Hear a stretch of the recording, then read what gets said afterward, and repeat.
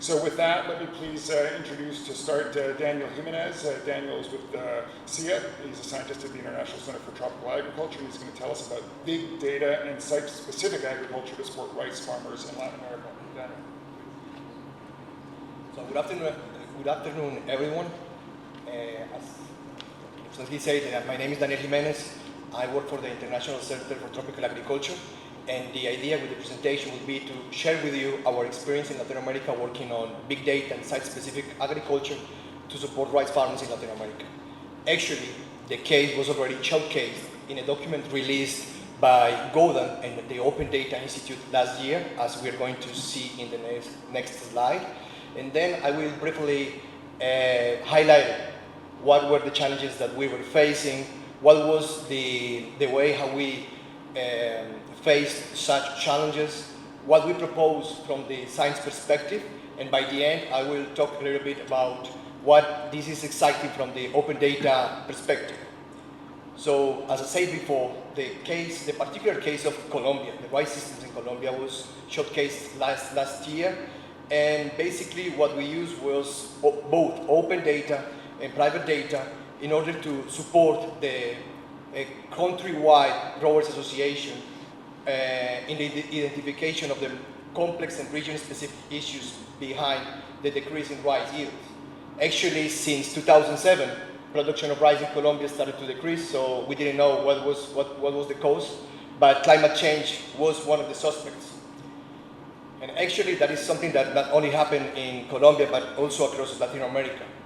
In the north of Colombia, for instance, the same farmers that 4 years ago had their terrains flooded, last year went through a very dry season. But that's not an image from Colombia. That's an image from Uruguay this year, the first semester. In 2012, I went to Uruguay, and I started to talk with them about what we were doing in Colombia, mining data, and site-specific approach, and they say that climate change wasn't an issue for them. Well, this semester, 14% of the total area grown in rice was affected by climate change. There were like $67.8 million of losses attributed to unexpected rains in Uruguay.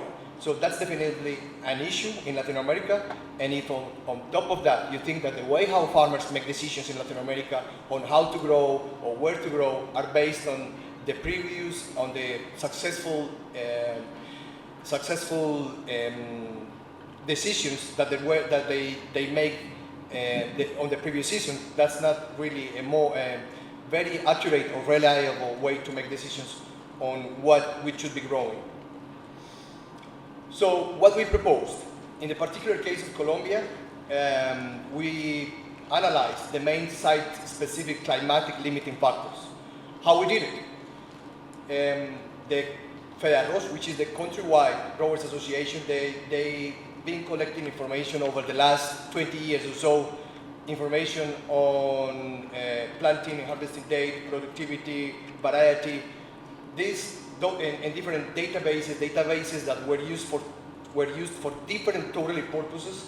But then we started to work with them and say, look, maybe we can combine the information that you have in those databases with climate information provided by the meteorological institution in Colombia, which is called IDEAM, and see if we can identify those climatic factors associated or that might have an influence on the variation in crop yields.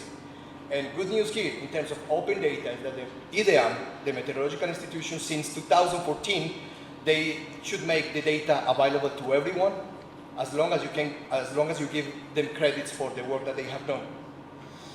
So, just briefly to share with you some of the results is that we have determined, for example, how the varieties were sensitive. This is the results for one specific region, one specific variety, which the climate accounts for about 30% of the variation in production.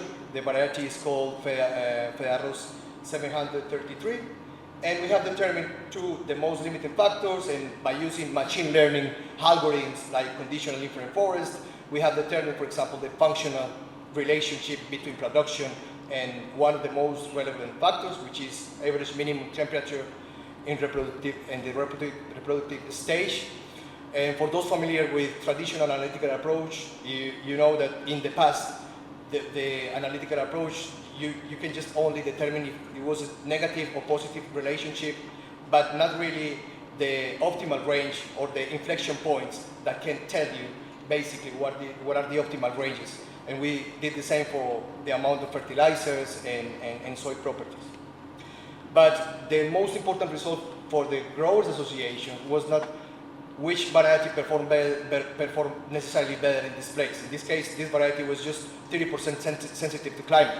Some other varieties were 60% sensitive, and some others 10.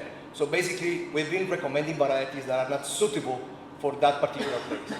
And this is the type of decisions that we're supporting. We support FEDEARROS, the countrywide Growers Association, to recommend the varieties that should be grown in particular places. Some of the reasons why this is so exciting: 3 weeks ago, we published those results in an open access journal called PLOS ONE. And when you publish in these journals, you have to make the data available. So we did it through a repository called Dataverse, part of the policy of the centers like CIAT and those that belong to the CG network. Now it's a policy to the open data.